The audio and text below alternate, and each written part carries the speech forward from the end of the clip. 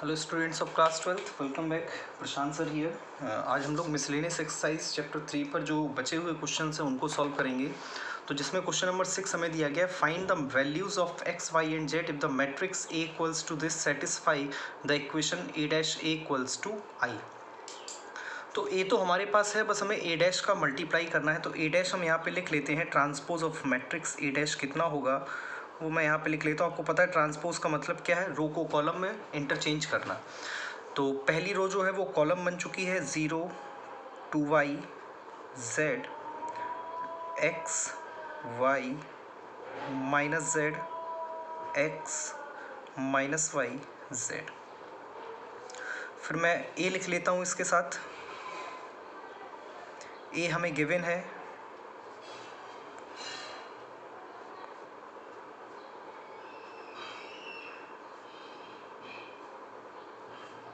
Equals to आई। आई एक identity matrix है जो 3 ऑर्डर की है। तो यहाँ पे लिख लेते हैं 1 0 0 0 1 0 0 0 1। अब इन दोनों मैट्रिक्स का मल्टीप्लाई कर लेते हैं। तो पहली रो और पहला कॉलम का मल्टीप्लाई करेंगे हम, तो यहाँ पे हमें मिलेगा 2x²। पहली रो दूसरे कॉलम का मल्टीप्लाई करते हैं तो xy माइनस xy 0 मिलेगा। पहली रो तीसरे कॉलम का मल्टीप्लाई करते हैं 0 माइनस xz प्लस xz 0 मिल रहा है। दूसरी रो उठाएंगे, पहला कॉलम करेंगे तो हमें मिल गया दूसरी रो पहला कॉलम, ये 0 ये xy ये माइनस xy 0। दूसरी रो दूसरा column 2 2 4y² plus y² 5y² plus y² 6y²। हमने यहाँ पे दूसरी रो और दूसरे कॉलम का मल्टीप्लाई किया है तो 4y² plus y² plus y² 6y²। दूसरी रो तीसरा कॉलम उठाएंगे यहाँ पे 2yz minus yz yz plus yz 2yz। तीसरी रो पहला कॉलम उठाएंगे तो हमें यहाँ पे 0 मिल जाएगा। तीसरी रो दूसरा कॉलम उठाएंगे 2yz माइनस yz तो yz बचा प्लस yz 2yz। तीसरी रो तीसरा कॉलम उठाएंगे z² plus z² plus z² 3z²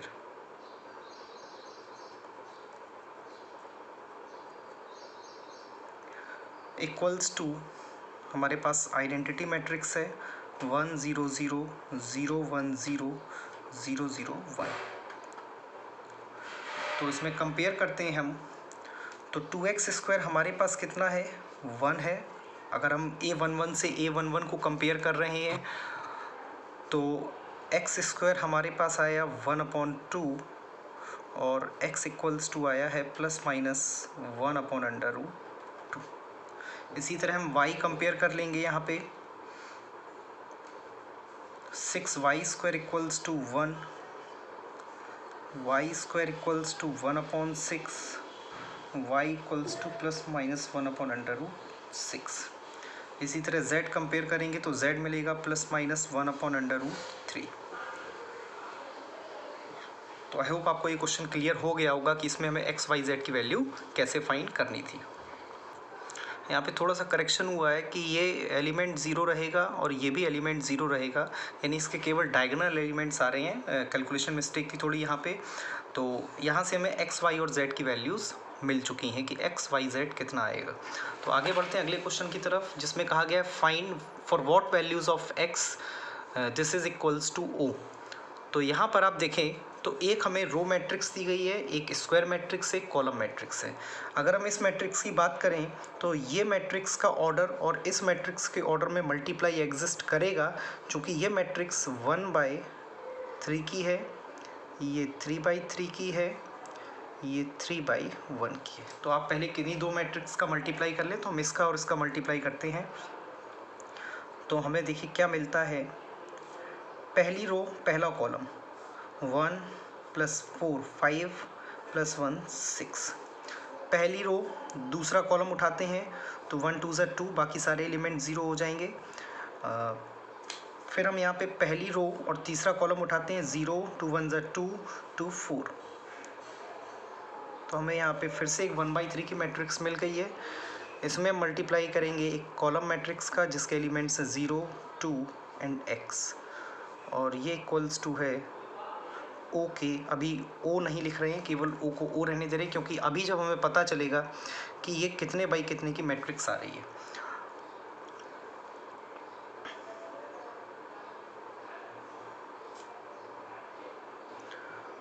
तो पहली रो पहला कॉलम यहाँ मल्टीप्लाई करते हैं 0, 2 2 ज़ा 4 plus 4x equals two O का मतलब एक 0 है, यानी 4 प्लस 4x इक्वल्स टू 0, तो 4x equals to -4 and x equals to -1। यानी ये मैट्रिक्स हमें जो मिली है उसे आप ध्यान से देखें तो 1/1 की है, यानी एक ऐसी मैट्रिक्स है जिसका केवल एक ही एलिमेंट है।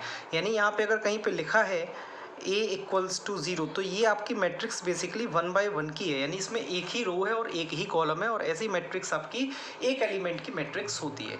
तो यहाँ पे हमने x की वैल्यू को फाइंड कर लिया है। अब अगले क्वेश्चन की तरफ आते हैं, तो देखते हैं अगले क्वेश्चन हमसे क्या पूछा गया है। नेक्स्ट क्वेश्चन में कहा गया है कि a इक्वल्स टू एक 2/2 की स्क्वायर मैट्रिक्स है, then show that a square minus 5a plus 7i equals to o। तो चलिए इसे सॉल्व करते हैं। तो इसे सॉल्व करने के लिए हमें क्या फाइंड करना पड़ेगा, a square which is equals to a into a। तो यहाँ पे दोनों मैट्रिक्स का मल्टीप्लाई कर लेते हैं, 3 1 -1 2 इंटू 3 1 -1 2। तो दोनों मैट्रिक्स का प्रोडक्ट करते हैं यहाँ पर, तो हमें एक 2/2 की फिर से मैट्रिक्स मिलने वाली है। पहली रो पहला कॉलम 3 3 ज़ा 9 और -1 8। पहली रो दूसरा कॉलम 3 1 ज़ा 3 प्लस 2 5। दूसरी रो पहला कॉलम -3 और -2 -5। दूसरी रो दूसरा कॉलम -1 प्लस 4 यानी 3। तो हमने इसको a स्क्वायर फाइंड कर लिया है। अब हम 5a फाइंड करेंगे, तो 5a का मतलब एक स्केलर क्वांटिटी 5 से आपको मैट्रिक्स a में मल्टीप्लाई करना है। तो ये बना 15 5 -5 और 10 प्लस 7i यानी 2 ऑर्डर की आइडेंटिटी मैट्रिक्स में आपको 7 का मल्टीप्लाई करना है। तो यहाँ 1 0 0 1 होता था, तो 7 0 0 7। अब आप तीनों को ऐड करेंगे, यानी आप लिखेंगे a square -5a plus 7i equals to क्या, देखिए एक 0 मैट्रिक्स आ रही है, तो चेक करिए 8 और 7 15 -15 0, 5 प्लस 0 5 -5 0 -5 प्लस 0 -5 और -5 यानी +5 0 हो जाएगा। 3 + 7 10 10 - 10 0, यानी एक 0 मैट्रिक्स आ रही है, नल मैट्रिक्स आ रही है, ओ आ रहा है यहाँ पर 2 ऑर्डर का, यानी ये पे रिजल्ट क्या आएगा 0 0 0 0। तो हमने इसे प्रूव कर दिया है।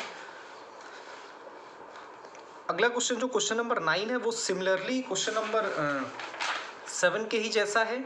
तो इस क्वेश्चन को हम खुद अटेम्प्ट कर सकते हैं चाहे तो। एक ये रो मैट्रिक्स है, पहले इन दोनों का मल्टीप्लाई कर लेंगे, यहाँ से जो रिजल्ट आएगा उसका इसके साथ मल्टीप्लाई कर लेंगे, और एक हमें 1/1 की मैट्रिक्स मिलेगी जिसे कंपेयर कर देंगे 0 के साथ, यानी एक नल मैट्रिक्स के साथ। तो यहाँ से हमें रिजल्ट मिल जाएगा x की वैल्यू क्या फाइंड करनी है।